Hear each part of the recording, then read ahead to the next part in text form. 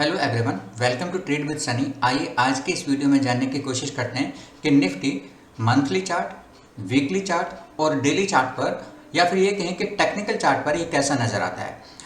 इसके important supports या फिर रेजिस्टेंस कहाँ पर ये फेस कर सकता है, ये भी जानने की कोशिश करेंगे।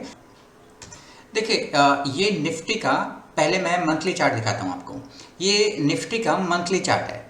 अब इस मंथली चार्ट को ना इस तरह से समझने की कोशिश करिएगा, कोई भी जब स्टॉक हो या इंडेक्स हो, ऊपर से जब फॉल होता है और जैसे वो 20 EMA के पास आता है तो वहाँ पर वो एक ही बारी में उसको क्रॉस नहीं करता।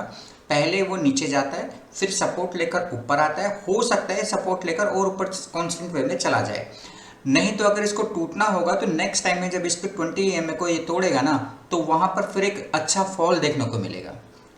यही चीज़ अगर हम वीकली चार्ट पर देखें तो देखिए यहाँ पर आपको क्या नज़र आ रहा है। वीकली चार्ट पर इंडेक्स जो है 100 EMA को टच किया और टच करके वापस ऊपर की तरफ चल चुका है। अब रेजिस्टेंस कहाँ पर फेस करेगा? 23,463 पर, जो कि बहुत ऊपर है। आपको लग रहा होगा कि ये क्या हो रहा है। एनीहाउ जो है टेक्निकल चार्ट पर वो चीज़ें मैं आपको बताने की कोशिश कर रहा हूँ। देखिए 100 EMA का जो सपोर्ट होता है, सेम कोई भी EMA हो, जैसे यहाँ पर देखिए 50 EMA को इसने टच किया और वापस अपने 20 EMA को टच करके वापस नीचे आ गया। और जब इसने अब की बार 50 EMA को तोड़ा तो फिर वापस 100 EMA के पास आया। जब इसने पहली बार 50 EMA को तोड़ा था तो ध्यान रखिएगा वापस EMA को रीटेस्ट करने के लिए गया और फिर से वापस नीचे आया। यही निफ्टी का एक प्राइस एक्शन होता है। कोई भी स्टॉक हो, कोई भी इंडेक्स हो, उन सबका प्राइस एक्शन ही यही होता है। कांस्टेंट वे में ना तो ऊपर जाते हैं और ना ही नीचे आते हैं। मैं आपको दिखाना क्या चाह रहा हूँ? मैं आपको दिखाना ये चाह रहा हूँ कि ये जो 100 EMA की जो लाइन चल रही है ना आपके पास, ये जानने की कोशिश करेगा ये कितनी इंपॉर्टेंट है। देखिए यहाँ पर 100 EMA को टच किया और ऊपर की तरफ जा रहा है, तो यहाँ तक तो हम नॉर्मल वे में इसको एज्यूम करेंगे कि जा सकता है, कोई बहुत बड़ा इशू नहीं है। That is 23,435। इनफैक्ट आप इसको थोड़ा छोटा करना चाहते हैं तो 23,200 या 300 मान लीजिए रफली। अब ऐसा और कितनी बार हुआ है? देखिए इससे पहले इसने 100 EMA का सपोर्ट कब लिया था? जब रशिया और यूक्रेन का नहीं, ये रशिया और यूक्रेन ही है। 2023 में जब 100 EMA को टेस्ट किया और वापस एक रैली देखने को मिली। यहाँ पर 2022 में 100 EMA को टेस्ट किया और वापस एक रैली देखने को मिली। और उससे पहले यहाँ पर 100 ये कोविड था, तो कोविड एक एक्सेप्शनल केस रहेगा, मैं उसको काउंट नहीं कर रहा हूँ। यहाँ पर 100 EMA को टेस्ट किया और एक रैली देखने को मिली। 100 EMA को टेस्ट किया, एक रैली देखने को मिली। ये बैक टेस्टिंग जो हमने करी है उसके बेसिस पर मैं आपसे ये कहना चाह रहा हूँ कि यहाँ पर देखिए 100 EMA को टेस्ट किया तो फिर एक रैली की तरफ जा रहा है। तो अब ये रैली कितनी असरदार होगी ये डिपेंड करेगा 23,000 पहला हडल, 23,000 और दूसरा हडल 23,000 कितना है 400 का।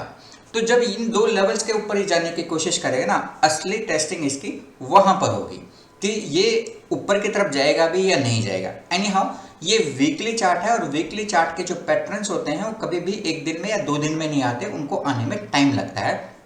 That's may be 15 days to 1 month, इतना एक मिनिमम टाइप आप एज्यूम करके चलिएगा। इसी चीज़ को अगर हम डेली चार्ट पर देखें तो देखिए डेली चार्ट पर आपको क्या नज़र आता है। डेली चार्ट पर जो हमें नज़र आ रहा है, इसने 20 EMA के ऊपर काम करना शुरू कर दिया। देखिए ये 20 EMA है, तो 20 EMA के ऊपर अब ये काम कर रहा है। और रेजिस्टेंस कहाँ पर फेस करेगा? पहला रेजिस्टेंस है 23,000 का। तो हो सकता है 23,000 को टच करे और फिर वापस एक नीचे देखने को मिल जाए, यहाँ पर रीटेस्ट के लिए आ जाए। अब वहाँ पर आपको नोटिस क्या करना होगा, ये रीटेस्ट के लिए आ रहा है, ये इसके नीचे जा रहा है। अगर इसने एक क्लोजिंग एंट्री 20 EMA के नीचे दी और फिर नेक्स्ट डे उसको होल्ड नहीं कर पाया, 20 के नीचे ही फॉलोइंग एंट्री कैंडल बन गई उसके नीचे, और तो फिर समझ लीजिएगा कि ये जो गया था एक पुल बैक था और वापस एक नीचे की तरफ रैली मिलने वाली है, अच्छी बड़ी न्यू लोज बनने के चांसेस ज़्यादा हो जाएंगे। ये भी हो सकता है कि ये नीचे की तरफ आए 600 या 700 तक और यहीं से ही सपोर्ट लेकर फिर से वापस ऊपर चला जाए। जब अब की बार ये ऊपर जाएगा और इस वाले रेजिस्टेंस को क्रॉस करेगा, दैट इज 23,000 को, जब ये ऊपर जाने की कोशिश करेगा तो उस केस में इसके बहुत ज़्यादा चांसेस हो जाएंगे 23,400 की तरफ जाने के। ये मैं इसलिए बोलने की कोशिश कर रहा हूँ कि मुझे जो डेली चार्ट पर या फिर वीकली चार्ट पर या फिर मंथली चार्ट पर जो नज़र आ रहा है, मैं आपको वो बताने की कोशिश कर रहा हूँ। अभी मैं लेवल्स देने की बात नहीं कर रहा हूँ कि कल निफ्टी के क्या लेवल्स रहने वाले हैं। मुझे लगा कि पहले एक वीडियो इसके ऊपर बना देनी चाहिए कि वीकली पर, मंथली पर और डेली पर क्या लेवल्स निकल कर आ रहे हैं। अगर आपको ये वीडियो पसंद आई है तो इस वीडियो को लाइक और चैनल को सब्सक्राइब करना ना भूलें। थैंक यू, धन्यवाद। नेक्स्ट वीडियो में फिर से मिलेंगे निफ्टी के इम्पॉर्टेंट लेवल्स के साथ।